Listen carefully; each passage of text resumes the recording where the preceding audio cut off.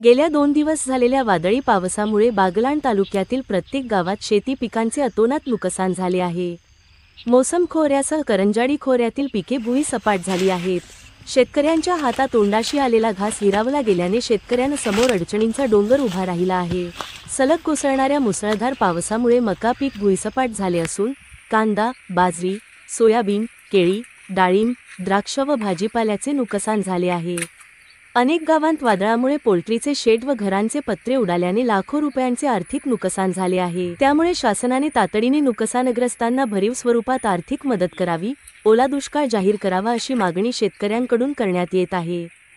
म्हणजे सर्व बागलाण तालुक्यातील पूर्ण मका आणि बाजरी ही बाधित झाली आहे। म्हणून येणाऱ्या काही दिवसात 2-3 दिवसात पुढे मागे सर्व प्रशासकीय यंत्रणा सतर्क राहील आणि आपल्या प्रत्येक गावातील पंचनामे ही करण्यात येतील असं मी सर्व बागलाण तालुक्याच्या सर्व शेतकरी भावांना आवाहन करतो। कुठल्याही परिस्थितीला घाबरून जाऊ नका। सरकार आपल्या पाठीशी आहे, प्रशासन आपल्या पाठीशी आहे।